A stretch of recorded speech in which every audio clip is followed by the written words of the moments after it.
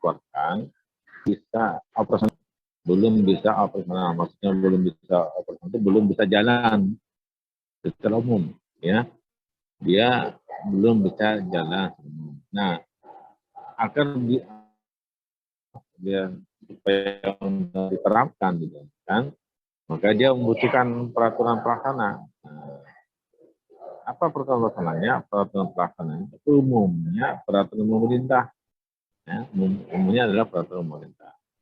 Jadi peraturan ini tidak akan dikeluarkan oleh pemerintah, oleh presiden, kecuali ada undang-undangnya.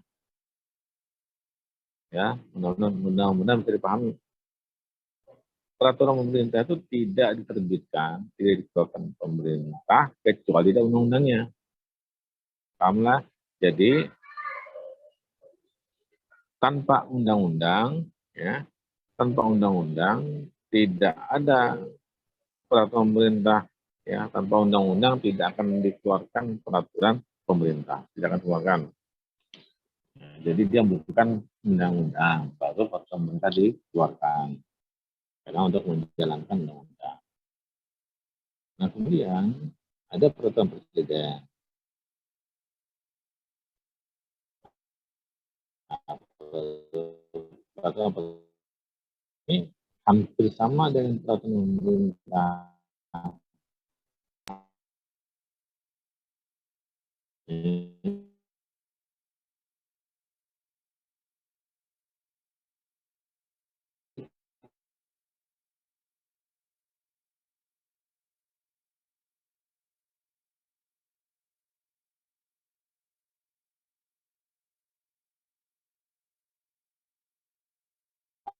Artinya dia peraturan presiden itu undang-undang tidak harus menunggu peraturan pemerintah. Tapi dalam rangka penyelenggaraan pemerintahan itu bisa dikeluarkan, itu peraturan presiden. Nah, sedangkan peraturan dari provinsi, kabupaten dan kota dia dikeluarkan untuk, ya, dikeluarkan untuk ini, untuk melaksanakan peraturan yang lebih tinggi dan juga untuk melaksanakan kegiatan otonomi daerah. Itu secara umum dikeluarkannya peraturan perundang-undangan mulai undang-undang sampai peraturan daerah, ya. Nah, kemarin kita ada dengan menyampaikan, ya, bahwa jenis hierarki, ya, jenis hierarki peraturan perundang-undangan itu dia sifatnya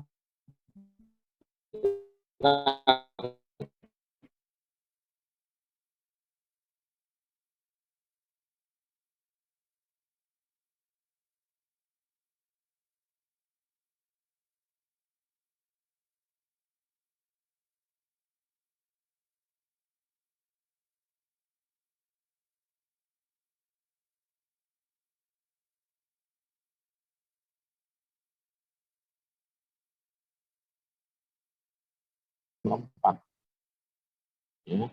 Peraturan daerah khususnya kabupaten kota itu letaknya di bawah paling buncit. Nah, itu tidak boleh ditukar-tukar. Ya. Kenapa? Karena dia memiliki sifat hierarkis tersusun. Nah, kenapa demikian? Karena sistem hierarkis ini, sistem hierarki dari satu peraturan undang-undang itu punya konsekuensi hukum, ya, punya konsekuensi hukum.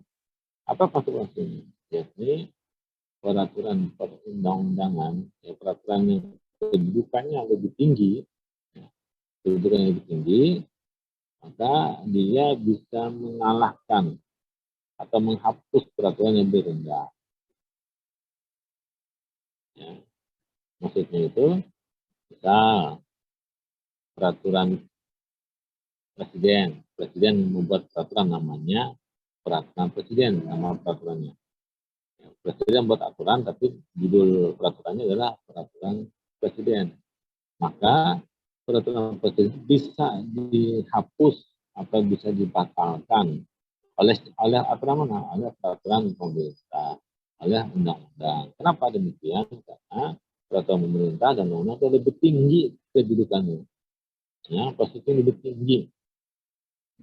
Dia peraturan presiden lebih rendah, maka dia dikalahkan. Kemudian konsekuensi lain dari sistem hierarkis adalah peraturan yang lebih rendah tidak boleh bertentangan, tidak boleh menyelisihi peraturan yang lebih tinggi. Ya. Jadi peraturan yang lebih rendah tidak boleh bertentangan atau menyelisihi peraturan yang lebih tinggi. Ya. Karena tadi sistemnya hierarkis. Ya. Ibarat dalam rumah tangga itu, kalau Anda membuat aturan di dalam kamar, Anda punya kamar, Anda buat aturan. Ya. Maka aturan Anda bikin aturan dalam kamar itu bisa dibatalkan oleh siapa? Oleh abah, oleh mama. Ya. Kenapa? Karena abah, mama itu punya kedudukan yang lebih tinggi. Artinya, Anda membuat aturan juga tidak boleh. Ya, Anda buat aturan di kamar itu tidak boleh menyelisihi aturan orang tua. Gitu. Karena orang tua aturannya lebih tinggi. Nah, sama dalam sistem peraturan umum juga demikian. Ya, jadi yang rendah tidak boleh menyelisihi yang lebih tinggi. Mudah-mudahan bisa paham. Nah, kalau dia menyelisihi, kalau dia bertentangan, maka akibat hukumnya adalah peraturan tersebut batal. Ya, kalau ada peraturan yang lebih rendah, ya, yang lebih rendah di posisi, ada peraturan yang lebih rendah posisinya bertentangan dengan yang lebih tinggi, maka peraturan yang lebih rendah itu batal jadi hukum. Nah, dipahami. Ya, jadi misalnya presiden beraturan, tapi bertentangan dengan undang-undang batal. Gitu. Perda, pemerintah daerah bikin perda, bertentangan dengan undang-undang batal. Gitu. Tidak boleh. Gitu.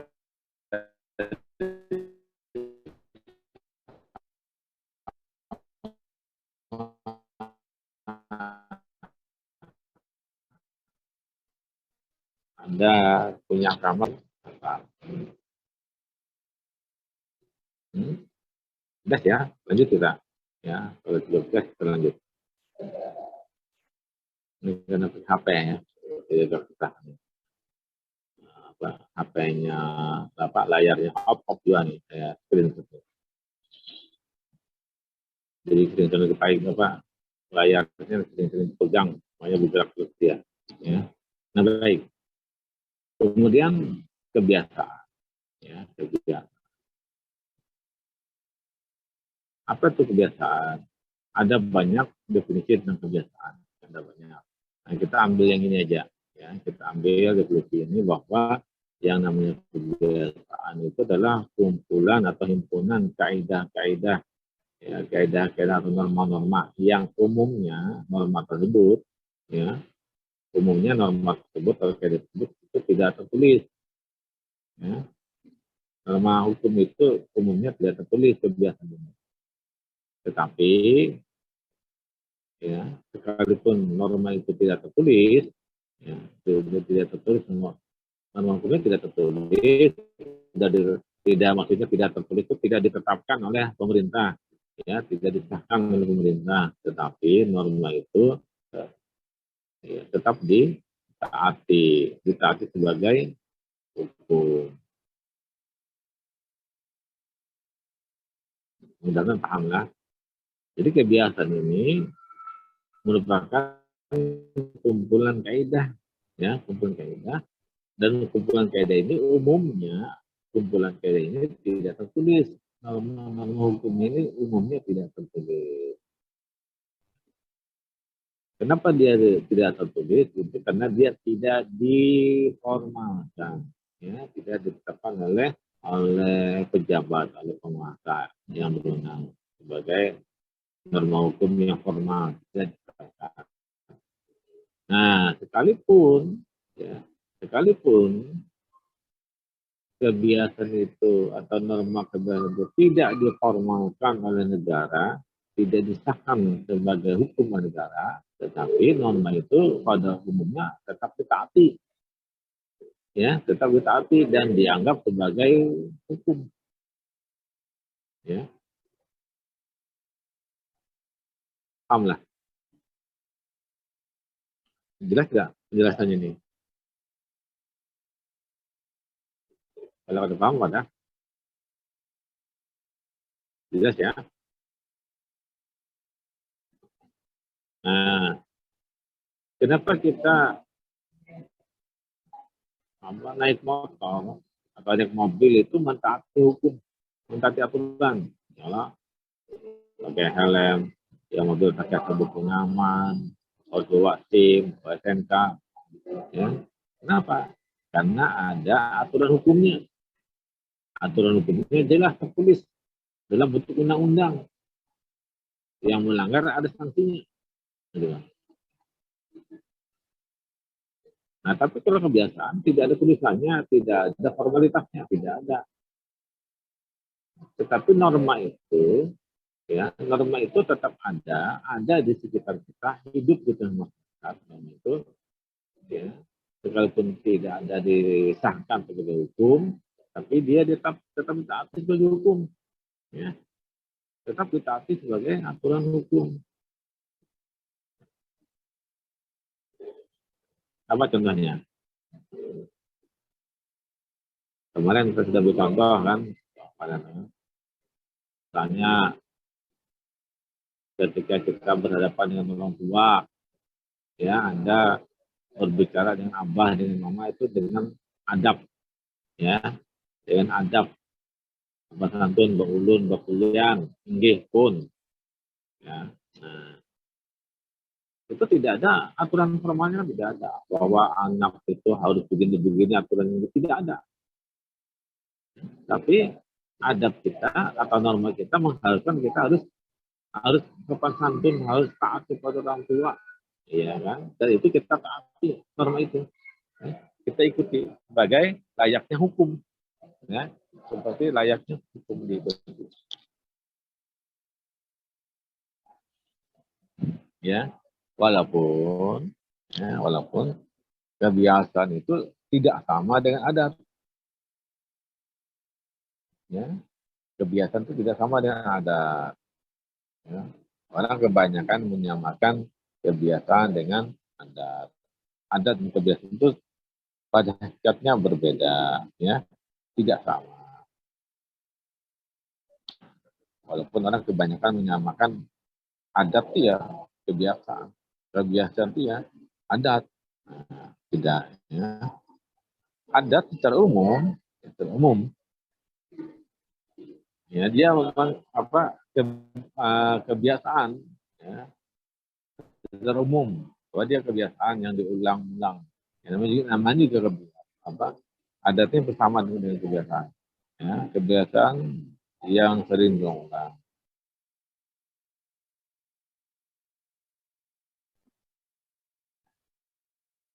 Nah, adat adalah ketentuan yang timbul serta tumbuh dari masyarakat sendiri yang mereka taati selaku hukum. Nah, adat di dalam perspektif hukum, ya, adat dalam perspektif hukum, bahwa adat itu norma hukum, ya, norma hukum. Dan adat juga biasanya, ya, hampir sama dengan kebiasaan, itu juga umumnya tidak tertulis, ya. Adat ini kebanyakan tidak tertulis, kebanyakan, bukan berarti adat itu semuanya tidak tertulis. Adat yang kita sampaikan di sini itu hukum adat.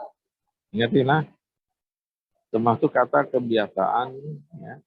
Kebiasaan yang dimaksud itulah hukum kebiasaan, ya. Yang kita bicarakan itu hukum kebiasaan, bukan kebiasaan secara umum, ya. Di awal-awal itu saya lupa. Saya ingat menyampaikan bahwa kebiasaan yang dimaksud itulah hukum, yakni hukum kebiasaan, bukan kebiasaan semata-mata yang tidak memiliki nilai hukum. Ya, harus dibedakan. Ada kebiasaan, ya, ada kebiasaan tetapi tidak memiliki nilai hukum. Ya, dia bukan norma hukum. Nah, itu tidak masuk dalam pembicaraan. Jadi yang dimaksud adalah hukum kebiasaan. Jadi suatu kebiasaan yang memiliki nilai hukum, norma hukum ya. Nah, sama dengan adat. Nah, adat itu yang kita bicarakan di sini adalah hukum adat, bukan adat secara umum. Ya. Ada banyak adat seperti kebiasaan, ada banyak kebiasaan, ada juga banyak adat, tetapi dia tidak memiliki nilai hukum, ya, tidak memiliki nilai hukum. Jadi adat yang dibicarakannya adat yaitu hukum adat. Ya. Nah, apa bedanya hukum adat dengan hukum kebiasaan? Ini bedanya. Ya. Adat itu dipakai secara turun-temurun, sedangkan kebiasaan mudah berubah dan tidak turun-temurun sifatnya. Ya. Walaupun memang kebiasaan ada juga yang sifatnya tanda petik ya, turun-temurun. Ya. Tetapi kalau adat itu dia turun-temurun dan biasanya dia sifatnya tetap ya, biasanya sifatnya tetap dia gampang berubah.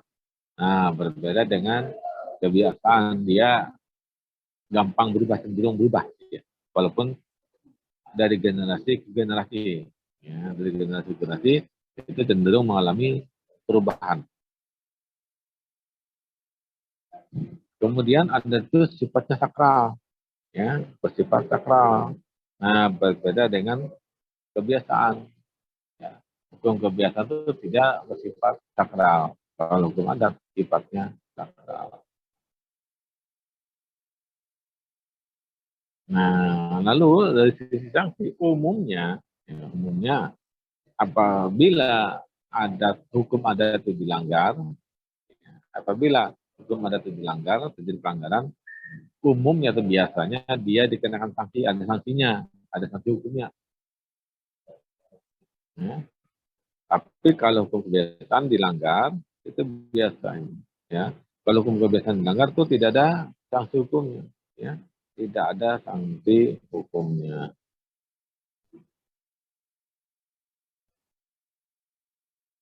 Nah, sampai sini bisa dipahami, ada yang tidak jelas? Pak, ulun Pak. Ya, kan? Ulun Gusti Miftah, anak Betakun. Gimana kalau misalnya hukum adat tuh berawal dari kebiasaan? Bisa lah, Pak. Hukum adat berawal dari kebiasaan. Uh, bisa, ya, bisa. Dan memang kebanyakan dari kebiasaan. Tapi kebiasaan yang dimaksud itu, ya, kebiasaan yang dimaksud itu bukan kebiasaan dalam hukum kebiasaan, bukan. Bukan. Ya. Hukum kebiasaan ini begini, ya. Adat itu kan sifatnya sakral. Kebiasaan itu tidak sakral. Contoh begini, uh, dulu dulu ya, sekarang mungkin tidak ada aturannya dulu, zaman kami dulu atau zaman Bani kami dulu.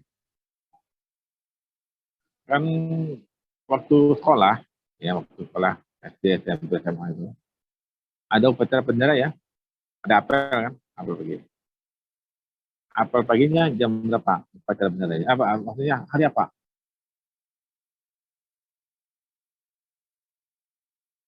Ya Senin.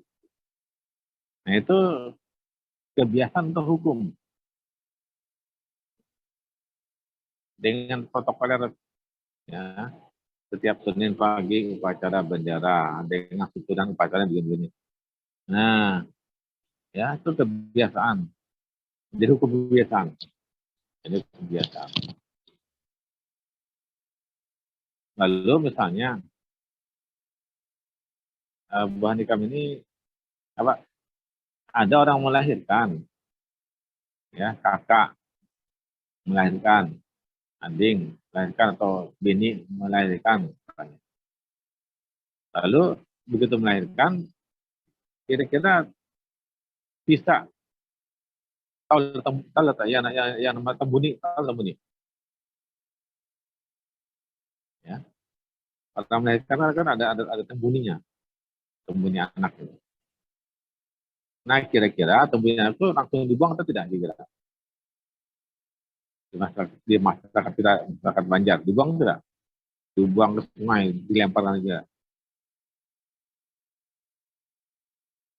Nah, kalau mama, kakak, tetangga melahirkan, kira-kira tembuninya langsung dibuang gitu ya?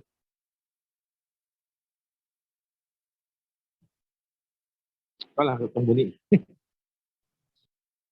Yang dikubur itu apa? Yang dikubur itu lah, Pak. Iya tuh, itu tembuni. Nah, dikuburnya dengan apa? Diberi apa kuburnya? Ditanam, dikubur, diapain? Diberi lampu, Pak. Di lampu. Nah, itu adat atau kebiasaan? Kebiasaan, Pak. Nah, yang lain, Bang, kira-kira orang yang menanam tembuni, kemudian diberi ember atau diberi lampu itu, kira-kira adat atau kebiasaan? Adat, Pak. Adat. Nah, bagaimana kita bisa membedakan antara adat dengan tidak, kebiasaan? Yaitu ada ukurannya, ada sakralnya. Ya, sakralnya. Yang pertama sakral. Contoh tadi. Bahwa ini kan waktu upacara bendera ada lah yang bolos. Yang bolos atau full, terutama sekolah full, tidak pernah absen. Ada bendera. Yang bolos lah. Ada yang pernah yang tidak pernah ikut, apa yang pernah tidak ikut, ada? Atau seumur-umur ikut terus upacara bendera? Jujur aja lah Bapak, ada lah yang tidak ikut upacara, pernah? Ada, Pak. Pernah, Pak. Nah, Pak. Pernah. Waktu Anda tidak ikut upacara bendera, Anda merasa bersalah, merasa berdosa tidak? Enggak, Pak. Ya. Tapi kalau tembuninya tidak ditanam, tidak diberi lampu, kira-kiranya merasa bersalah, merasa takutan tidak? Merasa anaknya bagaimana? Nanti ada perasaan itu? Nah, itu sakral. Gitu. Iya, bagi yang tidak menanam itu rasa was-was kalau anaknya kena, nah kan itu namanya adat. Tapi begitu kita tidak ikut upacara, ya biasa-biasa saja, tidak ada rasa hati kita ini tidak tersentuh, tidak ada sakral itu tidak ada, biasa-biasa saja, tidak merasa berdosa. Nah, itu namanya adat. Ajar kita tuh pamali. Nah, pamali itu kan karena kalau kita langgar kita rasa kayak apalah ya, mungkin karena karma kah apakah, nah itu namanya adat itu ya. Jadi ada sanksinya, sanksi ini, perasaan bersalah ada, perasaan bersalah ini, nah itu nama sanksi itu ya. Nah, belum sanksi ini ya, kalau hanya adat itu diformalkan ya, adat seperti di Bali itu ada yang diformalkan. Kalau tadi seperti di Tambuni itu ada tapi tidak diformalkan. Hanya kalau orang tidak melaksanakan merasa bersalah berdosa. Nah, tapi kalau di Bali orang melanggar adat ada sanksi formalnya, ada. Di Bali itu ada sanksi formalnya. Di Banjar kan banyak adat, tapi begitu orang melanggar tidak dikenakan sanksi formal. Ya, tidak sanksi formal, cuma merasa was-was, merasa ada yang kayak apa lah, nah itu apa misalnya yang pernah dengar istilah palas bidan, palas bidan, nah banyak tahu Bang, tahu lah, ada yang tahu palas bidan. Nah itu juga orang banyak kan melaksanakan palas bidan kalau ada, nah itu rasa nah, ada yang gitu. Karena pas melahirkan mamanya, karena anaknya tuh alih keluar sakit mamanya aja. Jadi makanya sebelum itu harus ada ya kegiatan yang namanya balas bidan itu. Nah, itu namanya adat. Jadi intinya kalau ada orang melanggar sesuatu, melanggar tanda petik ya, melanggar kebiasaan dan tidak ada perasaan bersalah di hatinya, tidak ada masalah dan sebagainya, intinya tidak menyentuh rasa sakralnya itu, ya, itu berarti itu kebiasaan.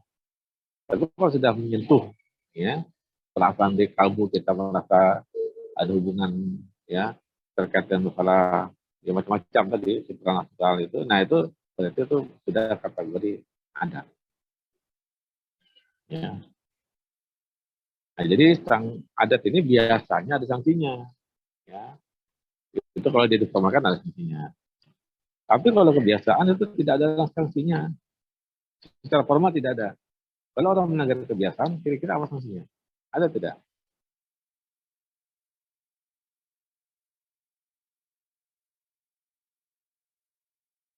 Orang melanggar kebiasaan, kira-kira sanksi apa yang diberikan? Kalau formalnya tidak ada.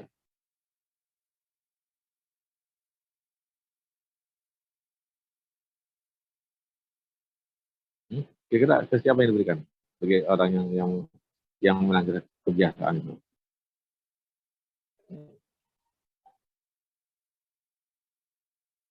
Ada lagi, kalau perasaan bersalah itu cenderung ke adat ya. Ada selain sanksi formal, ada sanksi apa yang diberikan?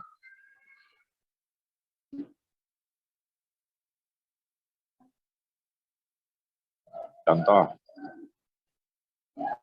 Anda punya grup, ya, punya kelompok, baik dalam kelompok angkatan kuliah ini atau kelompok di WA dan sebagainya, atau Anda punya geng perkawanan. Itu kalau ada kawan, ya, kalau ada kawan yang melanggar aturan main, ya, aturan mainnya tidak tercatat kan, aturan main dalam kelompok kan, aturan main dalam geng itu tidak tercatat, tidak ada catatannya kan. Nah, tapi kalau ada yang melanggar, ya, melanggar standar norma, seperti kebiasaan yang tidak tercapai, itu kira-kira sanksi apa yang diberikan? Teguran. Iya, itu sanksi sosial. Sanksi sosial itu banyak. Kan diheraninya kan, ya Allah, satu grup ada mengherani, nah, dikucilkan. Kalau sekarang lebih parah lagi kan dibully. Nah, dibully itu sanksi sosial itu. Ya, walaupun itu tidak bagus. Ya. Cuma kan masyarakat itu membuli. Itu sanksi sosial itu. Nah, sekarang ya zaman medsos ini memang bulian ini parah, ya, parah sekali. Sampai orang bisa bunuh diri, tidak sanggup menerima sanksi sosial itu. Ya. Nah, itu tentang kebiasaan Anda. Cukup jelas?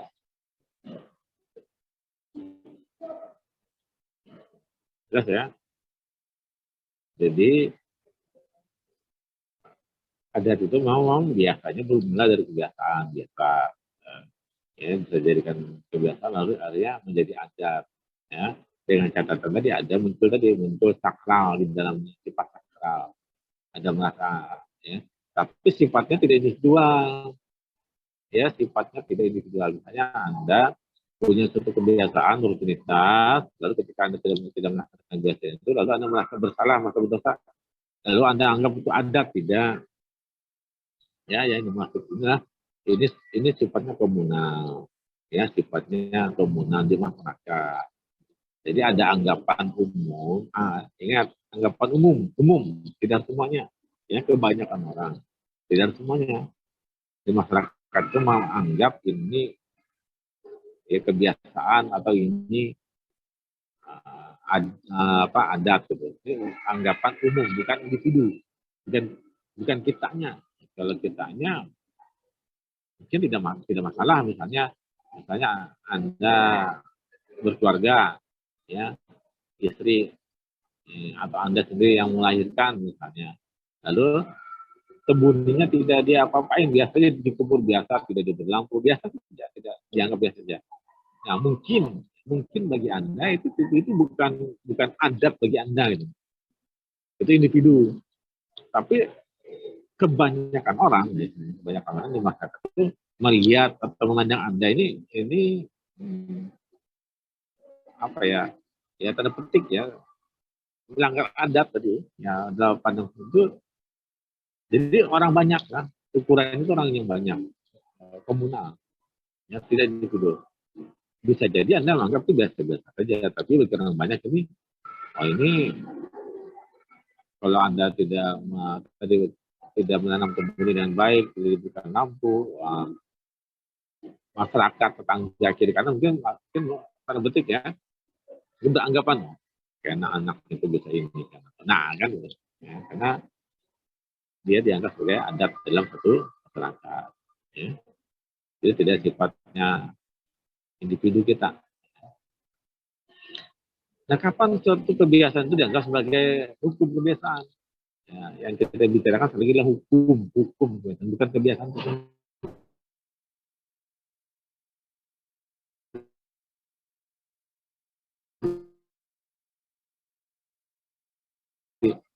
Karena kan ada banyak kebiasaan tapi tidak dinilai sebagai banyak hukum ada. Nah, kapan? Jadi pertama ya kebiasaan itu sifatnya continue, berulang-ulang, terus-menerus, ya. Tidak bisa atau tidak boleh kebiasaan itu, perbuatan itu sifatnya temporer, sesekali, ya, tidak continue, tidak konsisten. Ya, hari ini dilaksanakan, kemudian 5 tahun kemudian atau 3 tahun kemudian muncul lagi, kemudian hilang lagi, lama, kemudian muncul lagi, itu namanya tidak konsisten. Ya. Jadi konsisten itu terus ya. Per tahun sekali kah, sebulan sekali kah, per minggu sekali kah, tetap rutin, ya rutin.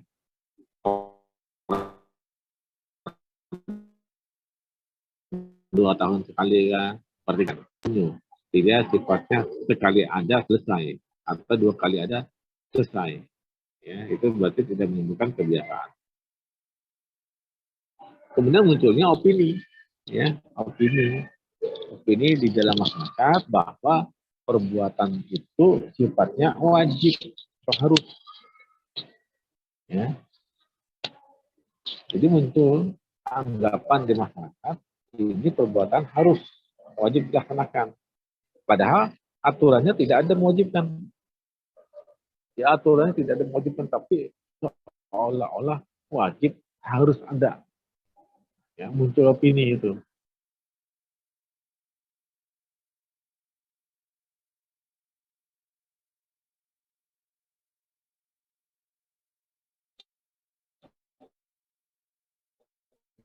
Ya, tanda petik wajib. Ya, dia tengah dianggap melanggar kebiasaan yang pada petik dianggap wajib tadi. Contoh yang namanya protokoler kepresidenan. Ya. Jadi di dalam sistem kepresidenan itu, kalau presiden berangkat ke luar negeri, presiden itu berangkat ke luar negeri, dia tidak boleh diperlakukan seperti jailangkung. Ya, Jokowi pulang ke luar negeri itu tidak boleh diperlakukan layaknya jailangkung. Tahu lah jailangkung. Apa aja? Ya. Datang tidak diundang, malah pergi tidak diantar, nah itu. Nah, tidak boleh. Maksudnya itu, presiden itu kalau dia berangkat ke luar negeri itu biasanya diantar. Siapa yang antarnya? Seluruh anggota kabinet termasuk wakil presiden mengantar, ya diantar ke bandara. Sama kayak kita orang melepas haji tuh, ya mama abah naik haji, semua keluarganya mengantar ke bandara, gitu loh, diantarkan ke bandara. Begitu datang, dijemput, ya lah, jemput dari bandara, abah mama datang haji semuanya menjemput, itu loh. Nah, demikian pula presiden Jokowi datang dari luar negeri dijemput lagi oleh siapa? Oleh anggota kabinetnya dengan wapres kan dijemput. Nah, itu namanya kebiasaan. Tapi itu wajib tidak. Ya, kalau presiden berangkat, jadi antarlah oleh anggota kabinetnya, Pak Presiden antar. Kalau dia datang, dijemputlah. Sama tadi orang tua, ketika orang tua mau haji, wajib tidak diantar, tidak wajib, tapi kebiasaan begitu, antarlah Pak. Kampungan mengantar, kan gitu. Jadi dia datang juga dijemputlah ke kampungan. Tidak Pak, wajib tidak menjemput, tidak juga, tapi kebiasaan begitu. Pahamlah. Nah, suatu saat pada zaman SBY, ya, zaman SBY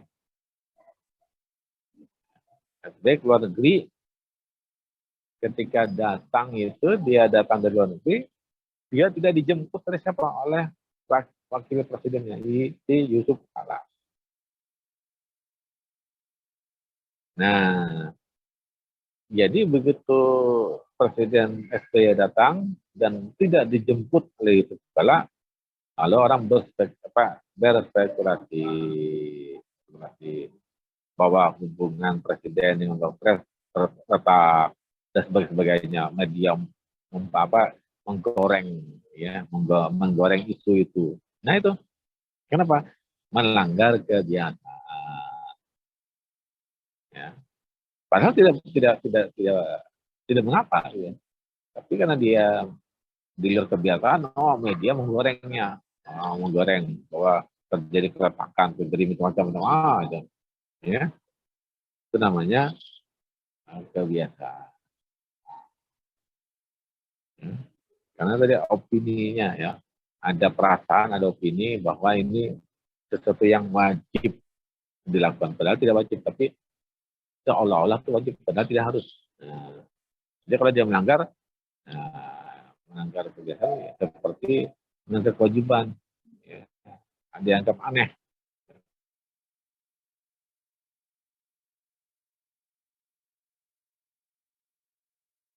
Baik, sampai sini ada yang mau didiskusikan hari ini.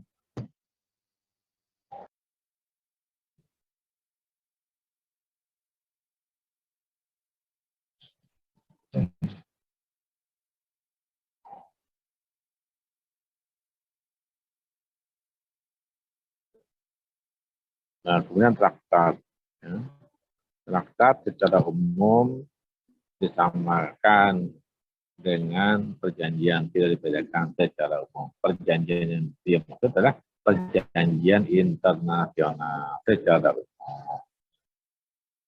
Ya, traktat secara umum, sekali lagi, dia disamakan, tidak dibedakan antara traktat dengan perjanjian. Ini perjanjian internasional. Tapi menurut Philip Freud atau Philip Koa, antara traktat dengan perjanjian internasional tidak sama. Ya, tidak sama. Apanya yang tidak sama? Kalau traktat itu dia ada perlakuan khusus. Traktat itu betul perjanjian internasional, ya. Traktat itu memang benar perjanjian internasional, tapi ada perlakuan khusus, ya. Ada perlakuan khusus untuk untuk menempatkan atau untuk mengkategorikan perjanjian internasional itu dalam kategori traktat. Ya.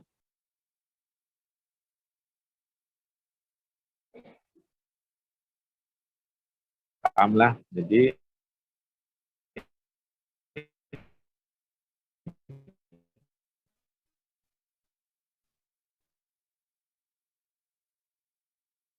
ujar Philip Freud atau Philip Freud itu semua perjanjian internasional itu disebut traktat semuanya.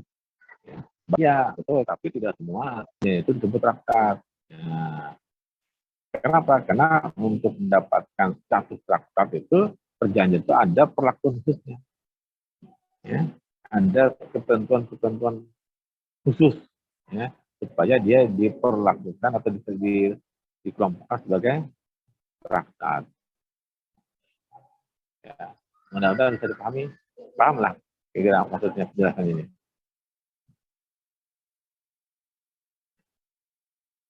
Apa ya contohnya tuh? Ya.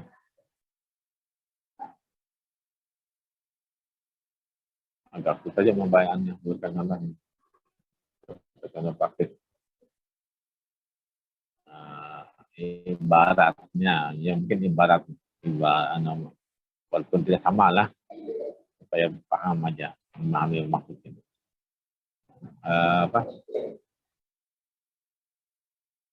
Anda punya sepeda, ya, sepeda Brompton nih, sepeda lipat gitu. Nah, apa sih bedanya Brompton sepeda lipat dengan sepeda lain? Sama-sama sepeda, sama. Tapi, ya itunya, tapi sepeda ini khusus. Sepeda ini lain, beda dengan sepeda yang lain, ya. Untuk dikategorikan sebagai Brompton ini, nah, itu ada syaratnya, misalnya, ada kekhususannya. Jadi tidak semua sepeda itu disebut Brompton. Paham lah? Jadi hakikatnya sama, cuma ya beda ini ya. Ada perlakuan khusus, ada apa namanya. Nah itu ya. Paham lah. Jadi traktat itu memang benar sebagai perjanjian internasional, tapi tidak semuanya dapat dikategorikan sebagai traktat. Untuk mendapatkan status traktat itu ada perjanjian internasional, itu ada perlakuan khususnya, ya, ada syarat-syarat khususnya. Traktat ini kan perjanjian antara dua negara atau lebih, baik bilateral ataupun multilateral. Baik, sampai sini ada yang mau sampaikan dulu sebelum kita lanjut, atau ada ditanyakan? Cukup kita saja. Mau bertanya, Pak. Ya, sekarang. Misalnya hukum adat itu melanggar HAM, itu boleh dihapuskan nggak, Pak? Hukum adat melanggar HAM. Boleh dihapuskan atau tidak? Yang pertama, hukum adat itu siapa yang membuat? Ya.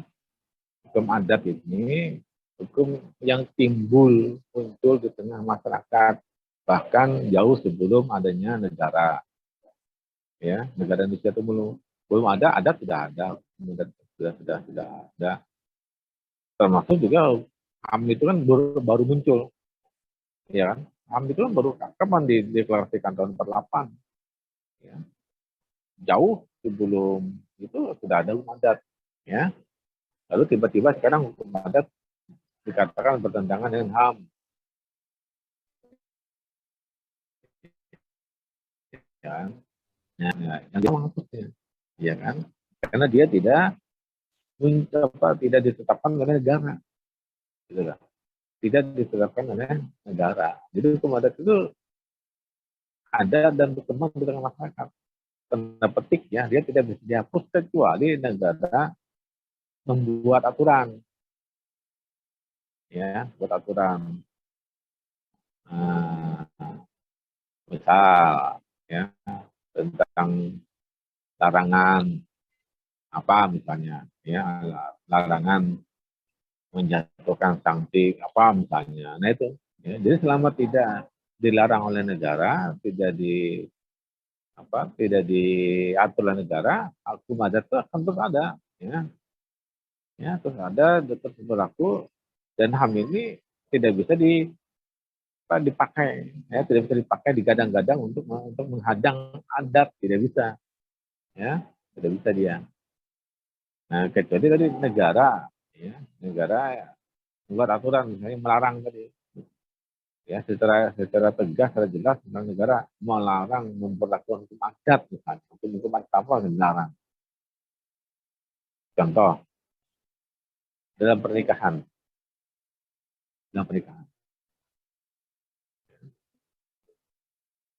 poligami itu bukan kebiasaan, tapi kan baik hukum Islam membolehkan, hukum adat juga membolehkan poligami, tapi negara melarang tidak kan? Nah, ya, jadi tetap terjadi. Tapi negara misalnya melarang boleh tidak? Ya kalau negara bikin aturannya melarang boleh, misalnya bagi PNS, ya. Ada aturannya untuk PNS. Nah, dilarang berpoligami kecuali dapat izin, nah, itu kan. Nah, jadi selama tidak dilarang begitu, tetap jalan, ya, tetap jalan. Jadi banyak adat-adat yang dianggap tanda petik ya, dianggap bertentangan dengan HAM, ya selama tidak dilarang oleh negara, adat itu akan terus jalan, ya, akan terus jalan. Atau nanti dibawa dalam ranah pengadilan. Ya. Makanya dikenakan sanksi adat, ya, disangsikan adat, lalu dia menggugat ke pengadilan, boleh, nanti pengadilan akan memutuskan seperti apa, apakah dianggap melanggar atau tidak. Nah. Jadi memang hukum-hukum adat termasuk hukum Islam itu selalu dan pasti akan dibenturkan dengan HAM. Ya. Cuma HAM itu tidak otomatis bisa menghapus, ya. HAM itu tidak bisa otomatis menghapus hukum adat itu, tidak bisa. Nah, yang bisa mencegah atau menghapus hukum adat tanda petik, yang menghapus atau melarang itu ya negara membuat aturan, dibikinkan undang-undang melarang itu, nah itu baru bisa, ya. Jadi selama tidak dibikinkan aturan itu, tidak ada larangan, maka hukum adat itu akan terus eksis, ya. Terus jalan ya, gitu ya. Cuma tadi catatan kita, ya, HAM itu baru, ya, HAM itu baru. Ada lama, bahkan sebelum negara kita ini tegak, ya berdiri, HAM sudah ada. Hukum adat sudah ada. Nah ini perlu istilahnya perlu kehati-hatian dalam menyikapi hukum adat, ya. Kehati-hatian, bijaksana lah maksudnya, bijaksana. Ini kan hukum tua, hukum lama yang dari nenek moyang, dari situ masyarakat. Ya, perlu kehati-hatian dalam menyikapinya. Ya. Jangan sampai ya gara-gara mengidolakan HAM itu apapun bisa diberangus, itu yang sampai. Ya. Ya. Nah, ada? Perlu jelas atau tidak?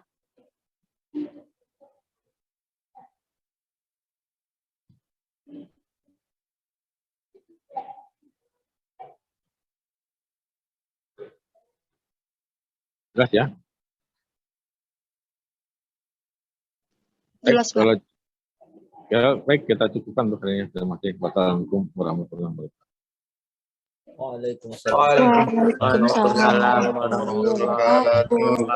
Waalaikumsalam. Terima kasih, Pak. Terima kasih, Pak. Terima kasih banyak.